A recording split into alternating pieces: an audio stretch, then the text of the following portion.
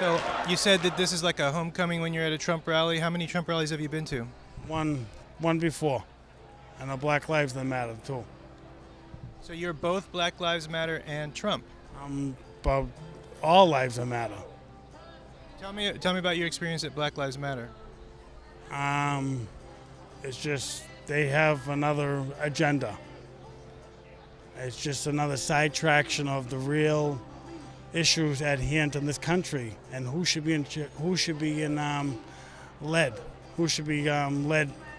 the American people. So it sounds like you went to Black Lives Matter not as a supporter. Correct. How did you participate? Just voting for Trump. Did you try to make yourself visible as a Trump supporter? I mean, and granted, I get a little resistance per se, at mildly. They just all negativity. It's like the Democratic Party. They want to tell you one thing and it's another. Could you summarize Donald Trump's outreach to the African American community? He's actually great for the African American, just for the support of Mr. Carson, Dr. Carson, that's been established. I mean, if anybody wants, as part of that race, they should be looking up to people of that culture. Our African American communities are absolutely in the worst shape that they've ever been in before, ever, ever, ever. You take a look at the inner cities, you get no education, you get no jobs, you get shot walking down the street. I say to the African American people that have to suffer in these inner cities, what do you have to lose? Have you listened to Donald Trump's appeal to African Americans, and can you give me your version of that? My take of it, if the Democratic Party was coddling them for the last 30 years, so he's kind of being real, whether it's different for him and whether it's different for them to have insight from another person is an ongoing process, just like everything else. But it's sure the way I got it, I want to switch my side, I want to switch my color just for that speech alone. Switch your color, how do you mean that? Meaning just to relate more. Oh, I see. So you felt like you understood the black community more from listening to Donald Trump describe them? From a white Caucasian person, positively. Do you feel better about life when you feel less separated and disconnected from the African American community? It's not about feeling better, it's about feeling stronger.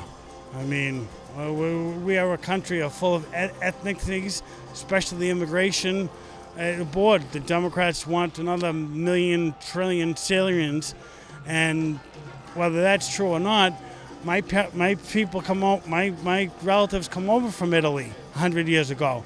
They even got shipped out. We would be under Mussolini rule if they didn't get shipped out at that time. And every ethnic group has to do with them, with in-house their own. In-house their own. Just like the terrorists that blew up all kinds of things, they had ample time to talk to the authorities, but nobody wants to, because they're from another country with different culture. And God forbid if they should do the right thing. It takes time to be American. It takes time to have different values. So you think that immigrants who come to this country from Muslim nations don't believe that you shouldn't kill lots of people? They're not used to the same values as an American people, which law and order, and then they want to raise the victim flag. You have to get rid of the old and in with the new, the invigorated Republican Party. That's what Trump will bring, and just like hopefully in years to come, the Democrats do the same without Hillary. A lot of people say that Donald Trump is appealing to a part of the Republican coalition that is shrinking, older, whiter, rural Americans. Well, they better get out of the pool. That's why, meaning metaphorically. That's I rather have a shrinking strong party and more room for a stronger party than the old guard per se. You lose about three has-beens that did nothing for the country. They got their own pie or whatever, I'm not going to say names, and then you get 10, 15 more. It's just that the older, whiter, rural constituencies are shrinking, and the younger, more multiracial and diverse urban communities are growing. And so the old approach that you're talking about, where the Republican Party was more inclusive and more tolerant, probably would have been better suited for 21st century America. And what planet? The old guard, this is why we got ourselves in this situation. The 2000 census, when that came out a year or so later, showed a tremendous growth in minority communities. And so some in the Republican Party said we need to start being more inclusive and welcoming of minority communities. And others said, no, we need to limit their ability to get to the polls. And so those two approaches have sort of played out over the last 15 years. And now you're at a point where... Well, this is why lawmakers can't control that. The people themselves, just like every ethnic group, they have to come aboard. Like meaning, what if it's a Republican Party? This is a land of the rich and thing there, and I guarantee you, minority groups alone will join the Republican Party. If there were more minorities joining, what would be the benefit of that? Oh, it's a no-brainer. I mean, I don't know. You have to ask them. I mean, on multiple issues. Just them being part of. Well, I mean, I guess one way of looking at it is you need their votes, but also some people believe that the more diverse the perspectives and the experiences in a group, in other words, multiculturalism or diversity, that those things are actually strengths. Stronger in America. And Trump probably has more minorities working for him, whether on every angle, on every business, but it will be on a better scale. He's always open for that. Just by, I mean, you got to be good minority. That's the quote, rule of thumb. But I feel confident. Vote for Trump. It's a no-brainer. I read a quote in a history book from 1930, and it was a white progressive who said, "We always tend to judge ourselves by the best in us and judge others by the worst." Do you understand that term? I understand, yes. And so I think why a lot of people of color are uncomfortable joining this movement is that they hear Donald Trump judging entire communities by the worst, but he doesn't do the same when you're talking about the majority population here. What I'm hearing for you want Mr. Trump to talk a little better. If you're looking for like, hi, how are you, and please, and talking like baby talk, it ain't gonna happen. You either, that's simple as that. So when he insinuates that people of the Muslim faith are more likely to be violent, or that African Americans are more likely to be unemployed or violent or lazy, or that Mexican Americans are more likely to be rapists or drug dealers, you think that that's accurate, or you think that is that tough talk that's accurate, or is that a sort of ill-advised sort of loose lips? That's you have to ask that question. Whether he says it or not, he says facts. He's not saying that in all one sentence, and he's not putting that out of context. It's like me saying something about you that's totally not true. You're not going to get offended, nor you're going to attack me for what America's good for. Well, you said you're of Italian heritage. Correct. Okay, and there was certainly a lot of resistance to Italian immigration.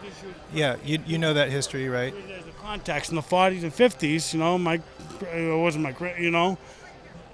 They shipped whatever the numbers they shipped a lot of Italians out. And at that time, we were going to war with Mussolini and the crew, and we would be under Mussolini. And after 30 years, 20 years, the American people as a group were good. I mean, we all had our law and order issues. Can I just share with you, I grew up in Hawaii, and I mostly knew Italian Americans from TV. And so I kind of had a stereotype in my mind that Italian Americans tended to be involved in organized crime.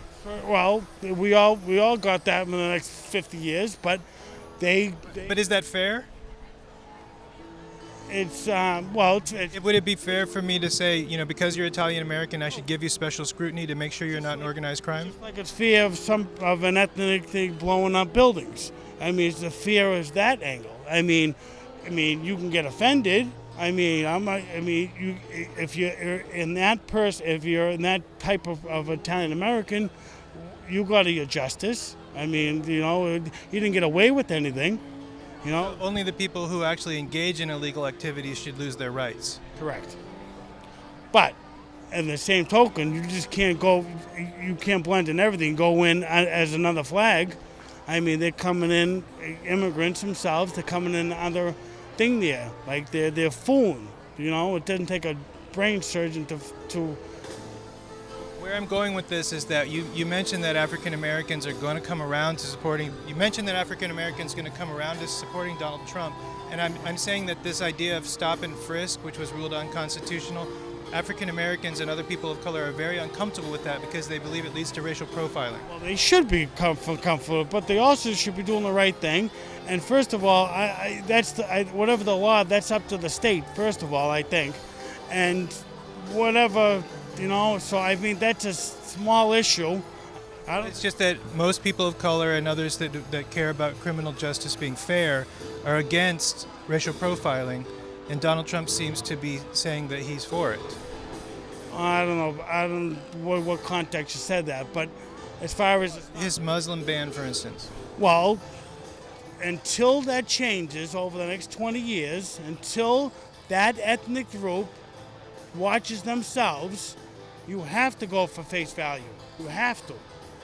I mean, I don't see no Muslims in this country doing the right thing, saying, okay, this is what we have to do to get rid of our problem.